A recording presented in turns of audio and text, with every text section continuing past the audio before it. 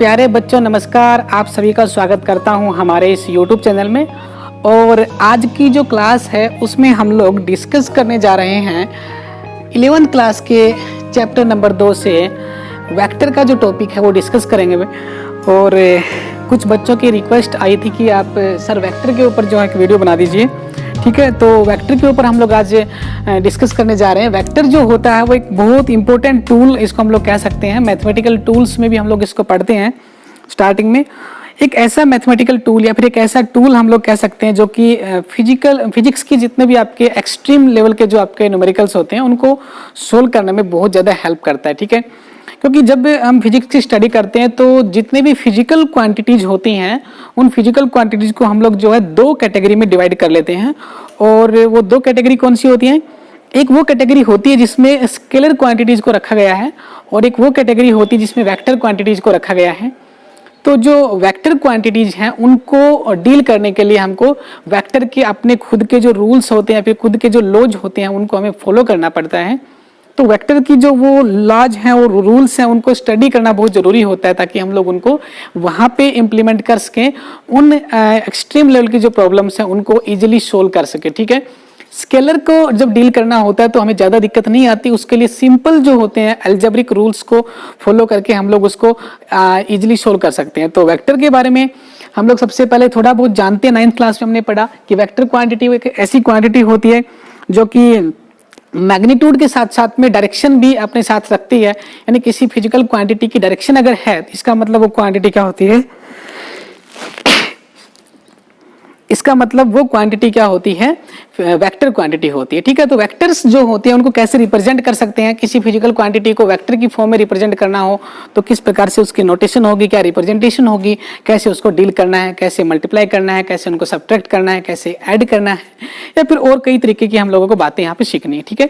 तो सबसे पहले हम लोग बात करते हैं वेक्टर जो होता है वो कितने टाइप का होता है, ठीक है ना। यहाँ पे मैं लिख देता हूँ, यहाँ पे मैग्नीट्यूड प्लस क्या होता है? डायरेक्शन होता है, ठीक है। यानी वेक्टर जो होता है उसमें मैग्नीट्यूड तो होता है साथ साथ में डायरेक्शन को भी हम लोग क्या करते हैं? इंक्लूड कर लेते हैं, ठीक है। तो सबसे पहले यहाँ पे आता है टाइप ऑफ वेक्टर, ठीक है ना। कितने टाइप के वेक्टर्स होते हैं? तो मेनली हम यहाँ पे दो टाइप के वेक्टर्स डिस्कस करते हैं। नंबर 1 पे डिस्कस करने वाले हैं क्या? नंबर 1 पे होता है पोलर वेक्टर। क्या होता है? पोलर वेक्टर, ठीक है। और नंबर 2 पे आपका होता है भाई एक्सियल वेक्टर। क्या होता है? एक्सियल वेक्टर, ठीक है। तो 1 बाय 1 डिस्कस करते हैं कि पोलर वेक्टर कौन सा होता है और एक्सियल वेक्टर कौन सा होता है। देखिए जितने भी फिजिकल क्वांटिटीज हैं फिजिक्स के अंदर उनमें जो वेक्टर क्वांटिटीज हैं उनको हम देखें तो उन वेक्टर क्वांटिटी को भी फिर से दो कैटेगरी में डिस्क्राइब किया जा चुका है, ठीक है ना। एक वो कैटेगरी है जिसमें क्वांटिटीज जो हैं वो एक स्ट्रेट लाइन पाथ में चलती हैं। जैसे कि इलेक्ट्रिक फील्ड की बात करते हैं तो इलेक्ट्रिक फील्ड जो है वो कर्ल कभी भी नहीं होता, कभी घूमता नहीं है। इलेक्ट्रिक फील्ड जो स्ट्रेट लाइन में चलता है। और अगर मैं साथ साथ वेक्टर क्वांटिटी में मैग्नेटिक फील्ड की बात करता हूं तो मैग्नेटिक फील्ड एक ऐसी क्वांटिटी है जो कि रोटेशनल इफेक्ट शो करती है, ठीक है ना। तो वहां पे हम लोग जो है रोटेशनल मोशन में angular velocity, angular acceleration, angular displacement, angular momentum, angular force, ये जितने भी क्वांटिटीज हैं इन सभी क्वांटिटी को जब डील करेंगे तो हम लोग उस टाइम पे वेक्टर को एक्सियल वेक्टर की फॉर्म में क्या करेंगे? स्टडी करेंगे। और जितने भी और वेक्टर्स आपके हैं, इलेक्ट्रिक फील्ड का वेक्टर है, वेलोसिटी का वेक्टर है, डिस्प्लेसमेंट का वेक्टर है, एक्सेलरेशन का वेक्टर है और आपका जो है फोर्स का वेक्टर है, ये सभी जो वेक्टर होते हैं ये आपके एक लीनियर वेक्टर होते हैं, मतलब एक ही डायरेक्शन में होते हैं, स्ट्रेट लाइन पाथ में होते हैं। तो उनको हम लोग जो है पोलर वेक्टर बोलते हैं, ठीक है ना। अब देखिए यहाँ पे जो पोलर वेक्टर है उसको मैं रिप्रेजेंट कर रहा हूँ। यहाँ पे मैंने लिखा कि जो फोर्स है आपका वो फोर्स लिखा मैंने, force is equal to 10 newton towards left. किसी पॉइंट पे हम लोगों ने 10 न्यूटन का फोर्स अप्लाई किया है और वो लेफ्ट साइड में अप्लाई किया। इसका मतलब डायरेक्शन वहां पे गिवन है आपको। तो फोर्स पहले से आपको पता है कि वेक्टर क्वांटिटी होती है, डायरेक्शन भी इसमें इन्वॉल्व कर रखी है। तो ये जो 10 न्यूटन है इसमें जो हम लोग देख पा रहे हैं कि ये जो 10 न्यूटन का फोर्स है इसका एक इनिशियल फिक्स पॉइंट होता है। यानी हम लोग जहां पे लगा रहे हैं वो उसका एक फिक्स इनिशियल पॉइंट होता है। तो मान लीजिए कि यहाँ पे मैंने फोर्स अप्लाई किया तो इस वेक्टर को मैं रिप्रेजेंट कर रहा हूँ लेफ्ट साइड में। यहाँ पे देखिए ये वाला। तो वेक्टर की जो नोटेशन होती है, रिप्रेजेंटेशन होती है बेटा, वो होती है एक एरो से हम लोग दिखाते हैं इसको। कौन से वेक्टर की बात करें हम लोग? पहले पोलर वेक्टर की बात कर रहे हैं तो उसको एक एरो हेड से रिप्रेजेंट करते हैं, लेकिन ये एक्चुअल में नोटेशन नहीं है, ये केवल इतना बताया गया कि बॉडी जो है वो राइट साइड के बजाय लेफ्ट साइड में जा रही है, ठीक है ना। तो ये वेक्टर की नोटेशन है, वेक्टर की नोटेशन को हमेशा हम लोग क्या करते हैं राइट साइड में ही शो करते हैं। जैसे मैंने यहाँ पे फोर्स के ऊपर जो एक एरो लगाई है, ये एरो रिप्रेजेंट कर रही है कि फोर्स एक वेक्टर क्वांटिटी है, नॉट ए स्केलर क्वांटिटी, ठीक है। तो यहाँ पे इसने बता दिया डायरेक्शन, तो एक फिक्स इनिशियल पॉइंट हो गया। अगर मैं यहाँ पे फिर से बनाता हूँ लेफ्ट साइड की तरफ एक बार, तो यहाँ पे एक बॉडी के ऊपर मैंने फोर्स लगाया इस साइड में, तो ये उसका क्या हो गया, ये उसका टेल हो गया वेक्टर का, और ये उसका हो गया हेड हो गया। तो पोलर जो वेक्टर होता है उसके हेड भी होता है और साथ में क्या होता है, टेल भी होता है। तो ये हेड और टेल हो गए। लेकिन जब मैं बात करता हूँ एक्सियल वेक्टर की, तो एक्सियल वेक्टर के केस में वहां पे ना हेड होता ना टेल होता, विदाउट एनी एंड्स, यानी ऐसे वेक्टर जिसका कोई एंड नहीं होता, कोई फिक्स इनिशियल पॉइंट नहीं होता, कोई फाइनल पॉइंट नहीं होता, उसको हम लोग बोलते हैं एक्सियल वेक्टर, ठीक है ना। ऐसे कहते हैं ना कि बिना हाथ पैर की कोई चीज है, इसका मतलब उसको हम लोग बोलते हैं एक्सियल वेक्टर, यानी ऐसा वेक्टर जो कि उसका फिक्स कोई इनिशियल पॉइंट नहीं होता है और साथ साथ में वो जो है रोटेशनल इफेक्ट को शो करता है, ठीक है ना। तो पोलर वेक्टर्स में तो हम लोग क्या करते हैं, या तो राइट साइड में लेंगे या फिर लेफ्ट साइड में लेंगे, अपवर्ड लेंगे या फिर डाउनवर्ड लेंगे, किसी भी डायरेक्शन में हो सकता है। मतलब ऑल डायरेक्शन जो है 3D में हम लोग मान सकते हैं, कहीं भी हम लोग डायरेक्शन को शो कर सकते हैं, but this direction is along the same straight line, ठीक है। सेकंड नंबर पे एक्सेल पे आते हैं। तो एक्सेल में मैं यहाँ पर रिप्रेजेंट कर रहा हूँ कि भाई आपका जो मैग्नेटिक फील्ड है, मैग्नेटिक फील्ड जो है वो आपका किसी करंट कैरिंग वायर के चारों ओर है। एक वायर है जिसमें करंट फ्लो कर रहा है आई, ये लीजिए इस वायर में करंट फ्लो कर रहा है, कितना आई करंट फ्लो कर रहा है, वो अपवर्ड डायरेक्शन में। तो करंट की वजह से इसके चारों ओर एक मैग्नेटिक फील्ड प्रोड्यूस होता है। ये हमने 10th क्लास में बेसिक जो आपकी इलेक्ट्रिसिटी और मैग्नेटिज्म है वहां पे हमने देखा था। तो वहां पे फ्लेमिंग, वहां पे जो राइट हैंड का थंब रूल अप्लाई करते थे, तो राइट हैंड थंब रूल के अकॉर्डिंग जो है एक मैग्नेटिक फील्ड उसके चारों ओर वहां पे जनरेट होता था, ठीक है ना। वो रिप्रेजेंट करता था मैग्नेटिक फील्ड लाइंस के द्वारा। वहां पे एक मैग्नेटिक फील्ड है, तो वहां पे वो मैग्नेटिक फील्ड जो घूम रहा है ऐसे, ठीक है ना, उसको हम लोग बोलेंगे एंटी क्लॉकवाइज डायरेक्शन, ठीक है ना, एंटी क्लॉकवाइज डायरेक्शन। तो अगर एंटी क्लॉकवाइज डायरेक्शन में अगर हम वेक्टर को शो कर रहे हैं तो वहां पे वो करंट जो अपवर्ड डायरेक्शन में होगा। और एक आपका होता है अगर करंट आपका डाउनवर्ड डायरेक्शन में है और फिर हम लोग अगर राइट हैंड का थंब रूल लगाते हैं तो आपका जो मैग्नेटिक फील्ड वेक्टर है वो आपका कैसे आएगा बताओ, वो उल्टी दिशा में हो जाएगा। इसको हम लोग बोलेंगे क्लॉकवाइज, ठीक है। ऊपर से अगर मैं दोनों केस में अपवर्ड डायरेक्शन से देख रहा हूं इस वायर के ऊपर से, तो करंट नीचे तो मैग्नेटिक फील्ड आपका क्लॉकवाइज हो जाएगा, करंट अपवर्ड में तो मैग्नेटिक फील्ड आपका एंटी क्लॉकवाइज हो जाएगा। तो इनको हम लोग बोलते हैं एक्सियल वेक्टर। ऐसे आपका मैग्नेटिक फील्ड है, ऐसे आपका जो है ओमेगा आपकी एंगुलर वेलोसिटी है, वैसे आपका डिस्प्लेसमेंट जो है एंगुलर डिस्प्लेसमेंट थीटा, वैसे आपका एंगुलर एक्सेलरेशन अल्फा होता है, वैसे आपका टॉर्क होता है। ये सब चीजें जो होती है ये आपकी रोटेशनल इफेक्ट दिखाती हैं। तो इसलिए ऐसे वेक्टर्स को रिप्रेजेंट करते हैं हम लोग एक्सियल वेक्टर की फॉर्म में, और एक आपका पोलर वेक्टर्स, ठीक है। तो यहाँ पे आपका चैप्टर का जो कंक्लूजन है वो हम लोगों ने निकाल लिया। स्टार्टिंग में बेसिक हम लोगों ने सीखा कि वेक्टर जो है वो एक्चुअली होता क्या है, ठीक है। अब हम लोग क्या करते हैं, कुछ और एक्स्ट्रा वेक्टर्स की बात करते हैं, type of vectors on the basics of. ये केवल हम लोगों ने उसकी इनिशियल पॉइंट के बारे में और उसकी जो शेप एंड साइज है, उसका जो रोटेशन, उसका जो नेचर है, उसके हिसाब से मैंने दो कैटेगरी में डिवाइड किया है। अब उसकी जो डायग्राम जो है उसके हिसाब से क्या करते हैं, वेक्टर को रिप्रेजेंट करते हैं। तो सबसे पहले हम लोग बात करेंगे एक वेक्टर को रिप्रेजेंटेशन कैसे करेंगे, रिप्रेजेंटेशन ऑफ ए वेक्टर, ठीक है। भाई इसमें डायरेक्शन इंक्लूड हो रही है, तो यहाँ पे मैं मान लेता हूँ कि ये हमारा ओरिजिन है और ओरिजिन से ये एक्स एक्सिस है, ये वाई एक्सिस है, और यहाँ पे होती जेड एक्सिस आउटवर्ड डायरेक्शन में, उसको मैं यहाँ पे शो कर रहा हूँ। ये वाला जेड एक्सिस है, ये आपका ओरिजिन है। तो मान लीजिए कि आपको कोई पूछे कि एक पॉइंट यहाँ पे नोट कीजिए, उस पॉइंट को ये वाला पॉइंट बोला उसने, तो हम लोग देखें यहाँ पे 1, 2 और 3। तो यहाँ पे अगर 3 में 3 जा रहे हैं तो एक्स से डायरेक्शन में जो है हम लोग एक वेक्टर को रिप्रेजेंट कर लेते हैं। वो आपका कौन है, आई कैप। कौन है वो, आई, कोई वेक्टर हमने मान लिया आई। और ऐसे ही जो वाई वाला उसमें एक वेक्टर मान लेते हैं जे। तो हम लोग जो है एक्स में कितना चलते हैं, यहाँ पे एक्स में कितना चलते हैं बताओ, 3 चलते हैं। कितना चलते हैं, 3 चलते हैं। और वाई में कितना चलना, 2। तो पहले एक्स में जाओ 3 और वाई में जाओ 2। तो यहाँ पे लिखा जाएगा 3 × 2। इस पॉइंट का जो कोऑर्डिनेट होगा वो 3 × क्या होगा, 2 होगा। तो यहाँ पे एक पर्टिकुलर डायरेक्शन जो है वो गिवन है कि हम लोग उसी पॉइंट की तरफ जा रहे हैं, तो डायरेक्शन आपको गिवन है। तो वहां पे उस वेक्टर को रिप्रेजेंट करने का तरीका होगा 3 × i कैप प्लस का 2 × j कैप।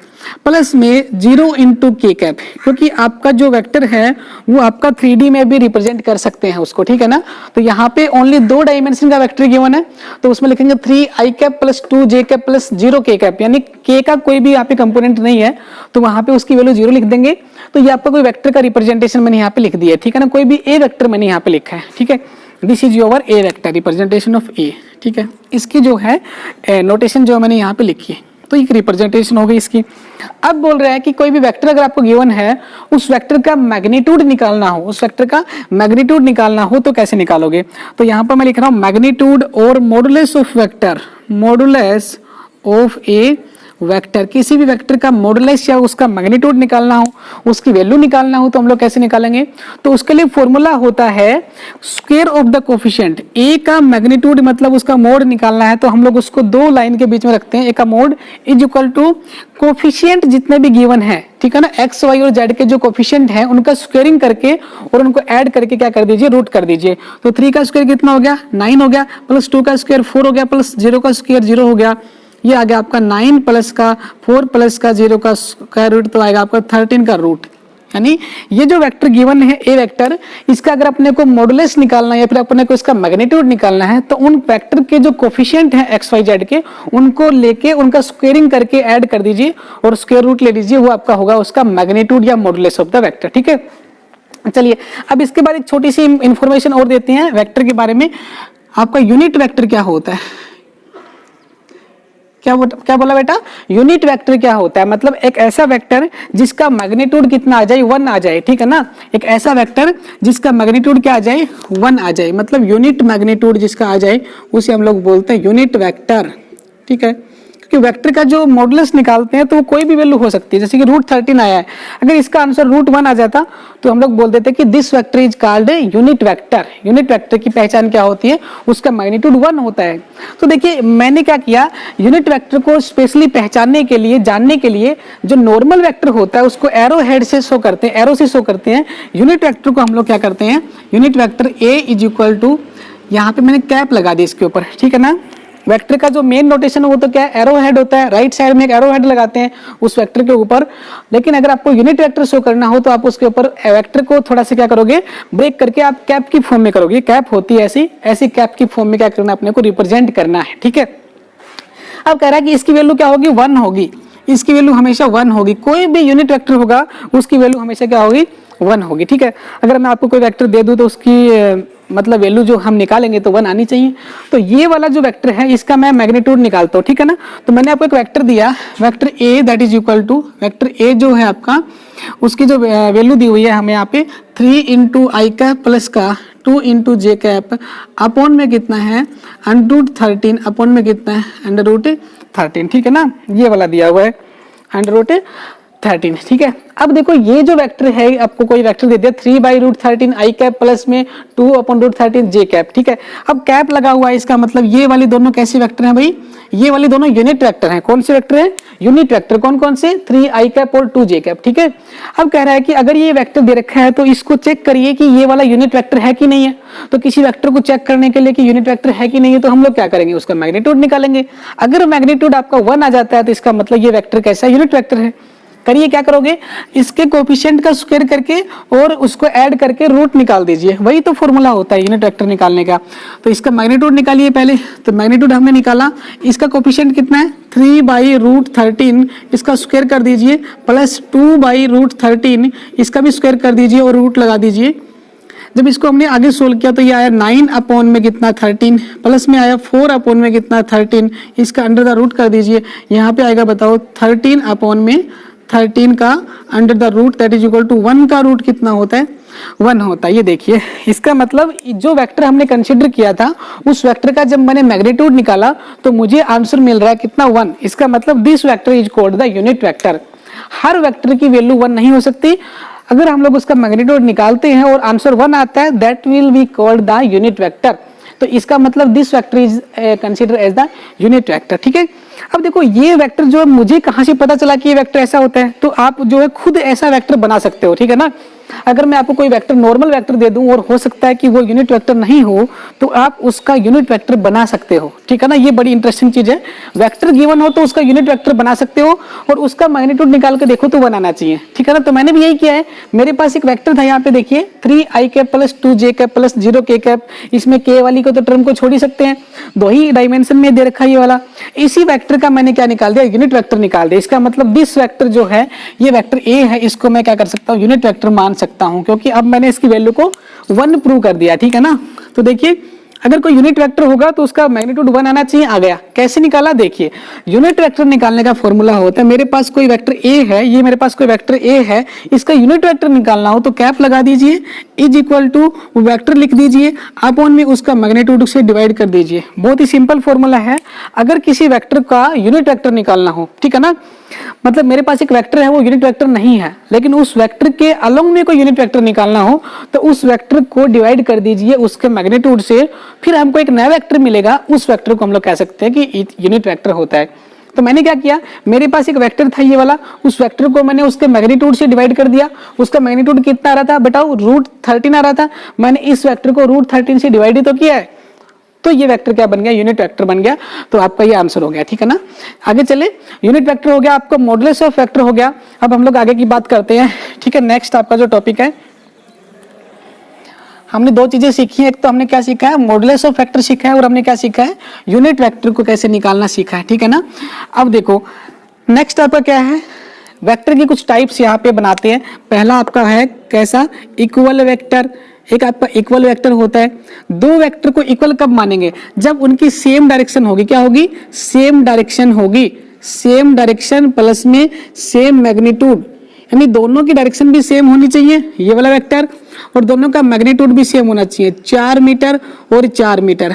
मैंने दो वेक्टर ड्रॉ किए हैं आपके सामने, दोनों ही वेक्टर को ध्यान से देखिए, दोनों का डायरेक्शन भी सेम है और दोनों का मैग्नीट्यूड भी सेम है। तो इसका मतलब these two vectors are called equal vector. एक आपका होता है इक्विवेलेंट वेक्टर, क्या होता है, इक्विवेलेंट वेक्टर। तो इक्विवेलेंट वेक्टर क्या होता है, दो वेक्टर जो होते हैं वो क्या होने चाहिए, मैग्नीट्यूड में सेम होने चाहिए, 4 मीटर और 4 मीटर। इसका मतलब क्या लिखेंगे, सेम मैग्नीट्यूड, मैग्नीट्यूड सेम होना चाहिए but not same direction, direction is not same. अगर मैग्नीट्यूड सेम होगा और डायरेक्शन सेम नहीं होगी तो हम लोग बोलेंगे these vectors are equivalent to each other, ठीक है। एक दूसरे के जैसे दिखने वाले हैं लेकिन बिल्कुल एक जैसे नहीं है, ठीक है ना। बिल्कुल एक जैसे होंगे तो उसमें डायरेक्शन के साथ साथ में मैग्नीट्यूड दोनों ही बराबर होंगे।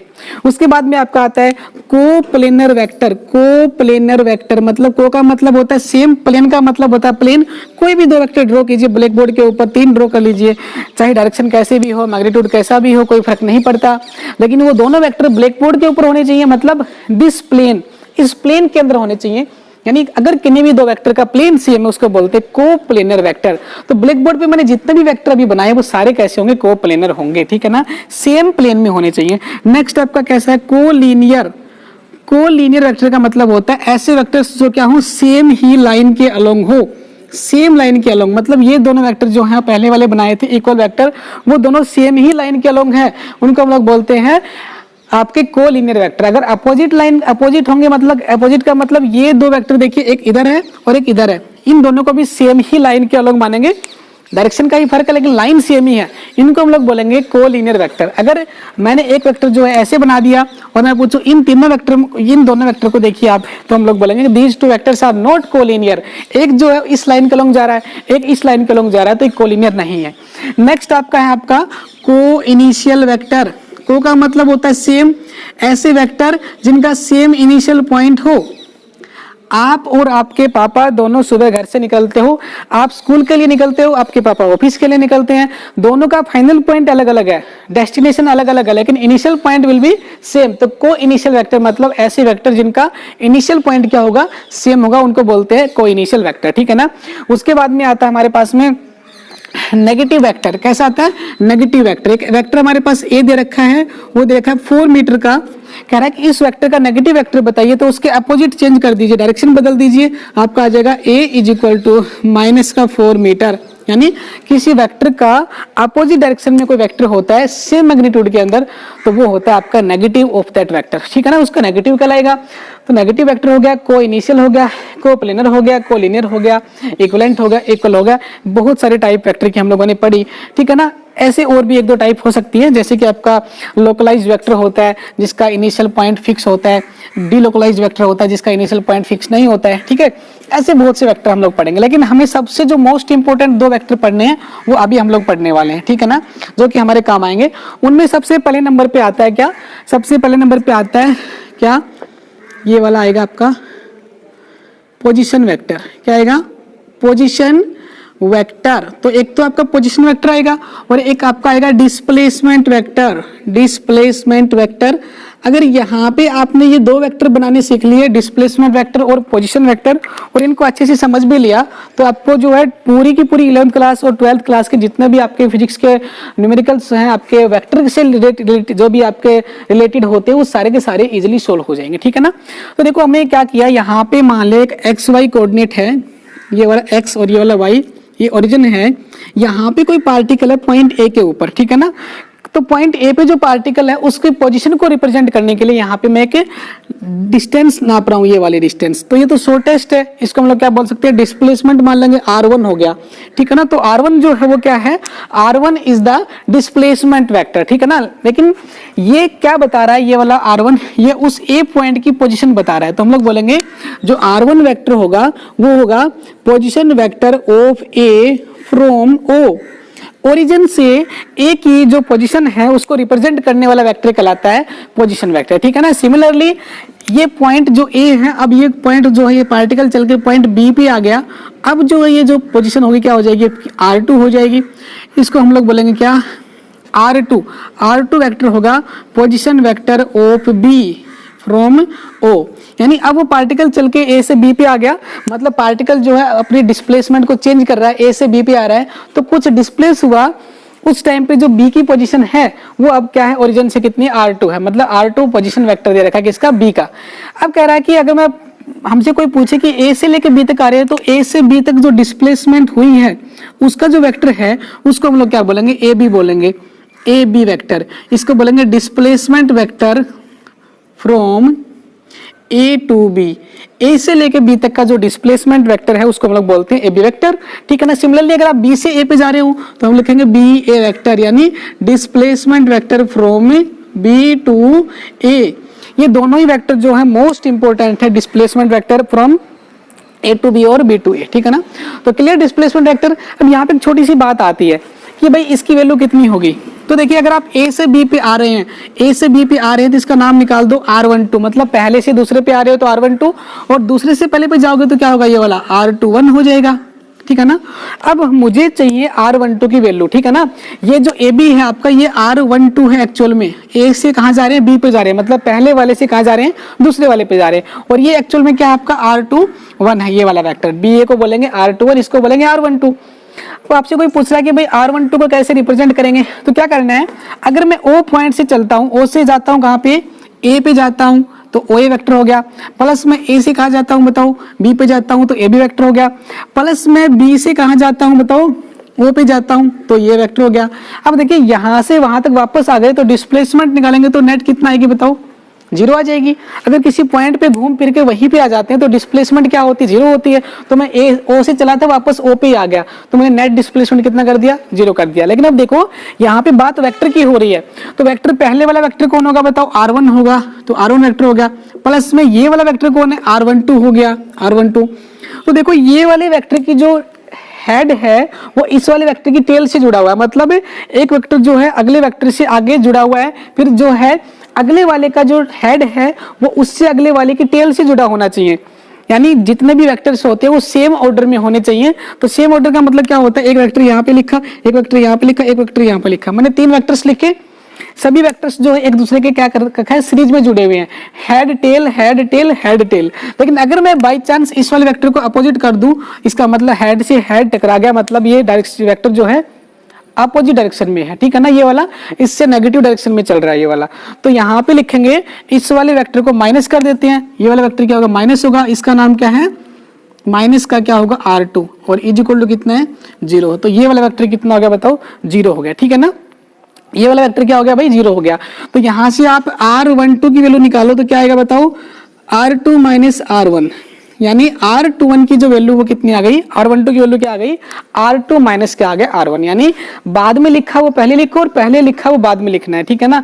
इस तरह से हम लोग R12 की वैल्यू निकाल सकते हैं, ठीक है। वेक्टर की फॉर्म में चलेंगे तो वेक्टर के रूल्स लगेंगे, ठीक है ना। अब मुझसे कोई पूछे कि मैं तो B से A जा रहा हूं, तो B से A जाएंगे तो एरो कहां लगेगी बताओ, ऊपर की साइड में लगेगी। बी से कहां जा रहे हैं ए पे जा रहे हैं, तो इस बार यहां से चलते हैं, ओ से लेके कहां जा रहे हैं बताओ ए पे जा रहे हैं, तो ओ से ए कितना हो गया बताओ R1 हो गया वेक्टर। फिर ए से बी उल्टी दिशा में चल रहे हैं तो माइनस का लेंगे तो ये क्या होगा R21 होगा भाई, 2 से एक पे आए ना तो R21 होगा। फिर उल्टी दिशा में चल रहे हैं तो माइनस का कितना हो गया R2 हो गया, इज इक्वल टू 0 हो गया। नेट डिस्प्लेसमेंट क्या हो गई 0, वहीं पे घूम के आ गए, तो यहाँ पे R1 माइनस का R2 इज इक्वल टू क्या हो गया बताओ R21 हो गया।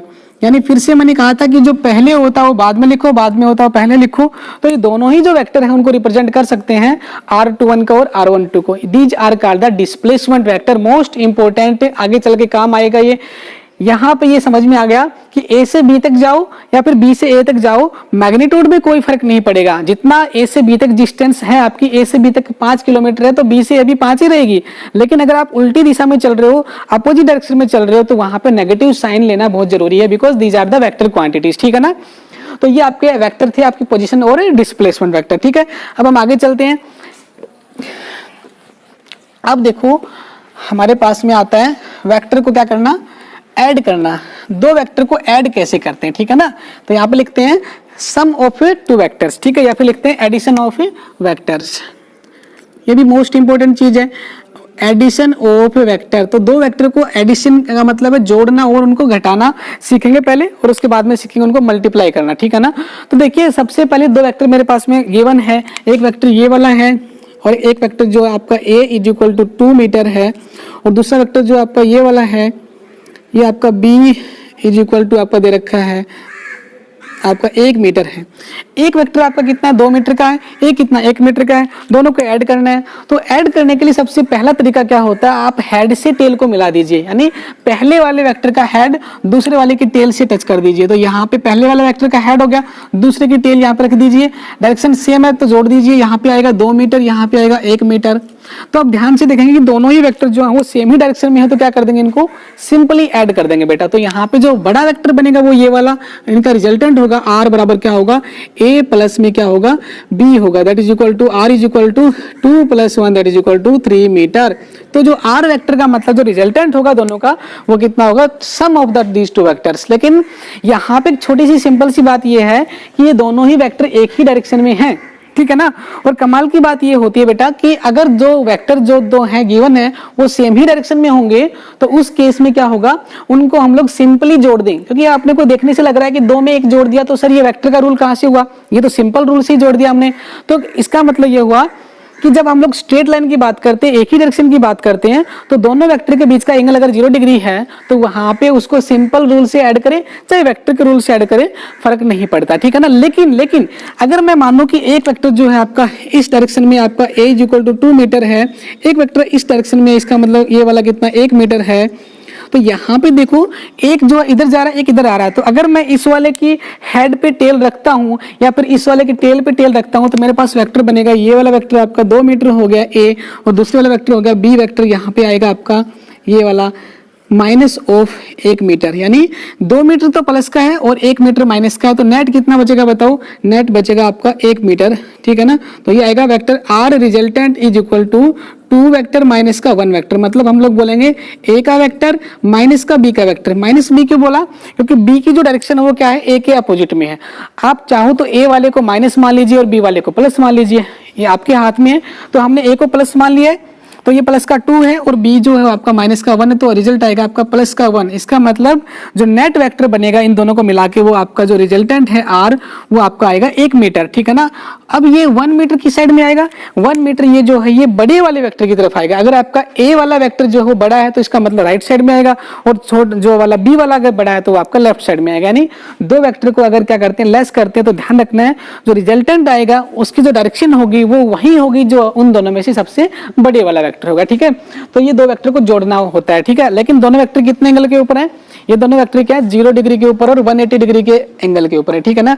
अब थर्ड आता है हमारा, दो वेक्टर जो है आपके किसी एंगल थीटा पे, एट एंगल थीटा, अगर दो वेक्टर किसी एंगल थीटा पे दे रखे तो उनको कैसे जोड़ना है? तो उसके लिए हमारे पास क्या होते हैं, अलग रूल होते हैं। तो मेरे पास एक वेक्टर ये वाला वेक्टर ए है और एक वेक्टर मेरे पास में ये वाला वेक्टर बी है। तो आप ध्यान से देखिए कि दोनों वेक्टर जो है वो अब ना तो वो पैरेलल है और ना ही वो एंटी पैरेलल है, मतलब उनके बीच में ना तो एंगल 0 डिग्री का है, सिंपली ऐड कर देंगे, और ना ही 180 डिग्री का है, सिंपल लेस कर देंगे, सब्ट्रैक्ट कर देंगे। यहाँ पे तो दो वेक्टर के बीच में एंगल दे रखा है, ना तो 0 ना 90, उनके बीच का एंगल है। तो यहाँ पे मैं चेक करूँ तो एंगल कितना डिग्री है? एंगल तो ये वाला है, इसको बोलेंगे थीटा। यानी हमें देखना है एंगल ये वाला नहीं लेना है, डायरेक्शन किसकी, इसकी इधर है, उसकी कहाँ है, ऊपर है। तो एंगल तो अपने को ये वाला लेना है इसके साथ में, ना कि पीछे वाला, डायरेक्शन के बीच में एंगल लेना। तो एक वेक्टर तो जो ऊपर जा रहा है, एक वेक्टर आगे जा रहा है, तो ये वाला एंगल लेंगे, ठीक है ना। तो ये एंगल थीटा हो गया। तो एक तो ये वाला केस है। एक आपको दूसरा केस मिलेगा, एक वेक्टर आपका ऐसे दे रखा है, उसको ए बोल देंगे, और दूसरा जो वेक्टर है वो ये वाला वेक्टर यहाँ पे हम लोगों ने बना रखा है, वेक्टर बी। इस बार एंगल कौन सा होगा? ये वाला एंगल होगा। तो ध्यान से देखें तो इन दोनों ही केस में दो वेक्टर्स को क्या कर रहे हैं, हम लोग ऐड करना चाह रहे हैं, लेकिन दोनों के बीच का जो एंगल है वो क्या है, थीटा है, और उन दोनों का एंगल भी सेम है और वेक्टर की वैल्यू भी सेम है, लेकिन फिर भी उसको दो अलग अलग तरीके से जोड़ रखा है। पहले वाले केस में एक वेक्टर का हेड दूसरे वेक्टर की टेल से जोड़ रखा है, और दूसरे वाले केस में एक वेक्टर का जो टेल है वो दूसरे की टेल से ही जोड़ रखा है। तो इसको बोलते हैं हेड से टेल मिलाना, और ये होता है टेल से टेल मिला, ठीक है ना। तो ये टेल से टेल मिला के जो है अपने को जोड़ना है, ठीक है ना। तो इन दोनों के जो है अलग अलग रूल्स होते हैं। इसको हम लोग कैसे सोल्व करेंगे और इसको हम लोग कैसे सोल्व करेंगे? तो ये जो ऊपर वाला है इसको हम लोग बोलते हैं triangle law of vector addition, triangle law of vector addition. और एक आपका होता है parallelogram law of vector addition. एक ट्रायंगल लॉ वेक्टर का एडिशन का, एक आपका कौन सा है, parallelogram law of vector addition है, ठीक है।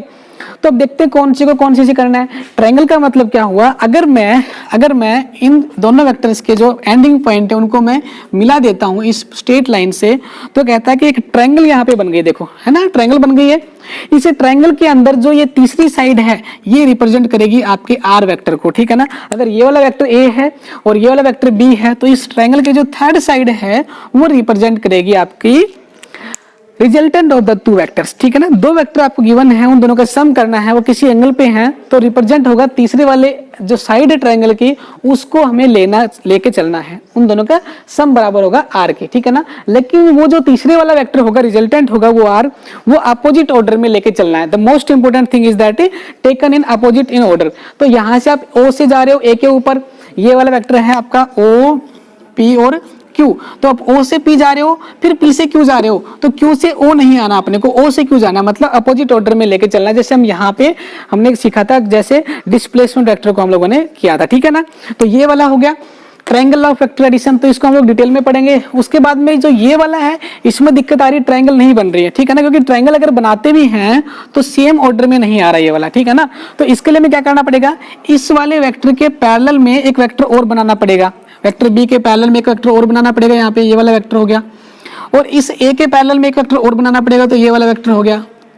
अब ध्यान से देखो तो यहाँ पे ये क्या बन गई है कि यहाँ पे बन गई एक पैरेललोग्राम, क्या बन गई है, पैरेललोग्राम बन गई है। तो इस पैरेललोग्राम में ये वाला वेक्टर कितने का बताओ, ये वाला वेक्टर बी का है, ये वाला ए का है, तो ये बी का और ये ए का ये तो अपोजिट ऑर्डर में है ही नहीं, है तो सेम ऑर्डर में है। तो ये सेम कहानी जो है हम लोग ऊपर देख चुके, ए और बी जो है वो सेम ऑर्डर में है, तो वहां पे रिप्रेजेंटेशन क्या होगी, उसका थर्ड साइड होगी ट्रायंगल की। लेकिन ये जो थर्ड साइड है ये इस पैरेललोग्राम की क्या है बताओ, इस पैरेललोग्राम का तो ये डायगोनल हो गया, ठीक है ना। तो अगर दो वेक्टर जो हैं वो इस प्रकार से किसी एंगल पे जोड़ रखे हैं कि उनकी जो टेल है वो टेल से मिली हुई है, तो उस केस में उन दोनों का जो रिजल्टेंट आएगा वो रिजल्टेंट हमें कौन बताएगा, which is gives by the diagonal of the parallelogram. Parallelogram की जो डायगोनल है वो आपको रिजल्टेंट दे देगा, ठीक है ना। ऐसे आपका ट्रायंगल लॉ में जो होता है उसका थर्ड साइड है वो आपको क्या देगा, रिजल्टेंट देगा, ठीक है। ये तो गई वेक्टर, दो वेक्टर आपको गिवन है, दो वेक्टर को जोड़ना किसी एंगल के ऊपर, ठीक है ना।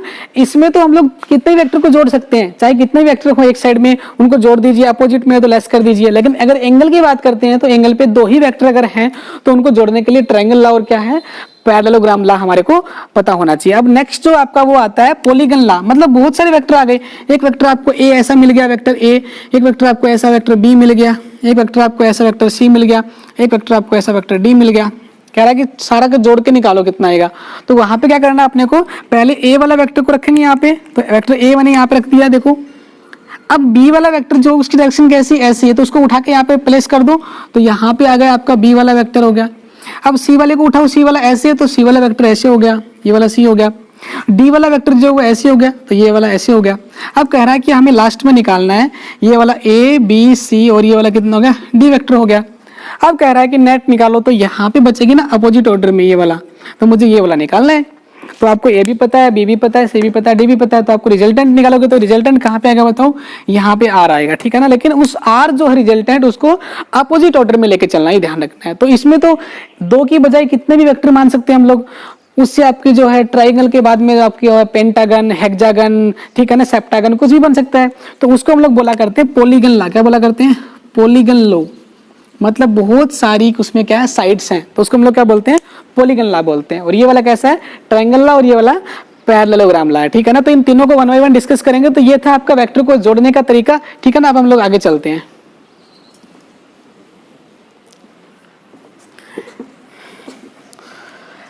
तो जो है अभी जो है इस वीडियो में हम लोगों ने डिस्कस किया, क्या आज हम लोगों ने डिस्कस किया कि वेक्टर क्या होता है, वेक्टर की कितनी टाइप होती हैं, और वेक्टर को जो हम लोग ऐड कैसे कर सकते हैं, ऐड करने के तरीके हम लोगों ने सीखे। और किसी एंगल पे होती है तो कैसे ऐड कर सकते हैं, किसी एंगल की बजाय पैरेलल और एंटी पैरेलल होते हैं तो कैसे ऐड कर सकते हैं, डिस्प्लेसमेंट वेक्टर क्या होता है, और आपका जो सिंपल जो आपका है पोजीशन वेक्टर क्या होता है, और कितनी वेक्टर की टाइप है, और आपका पोलर और नॉन पोलर वेक्टर्स क्या होते हैं, ठीक है। तो आज की क्लास में इतना ही।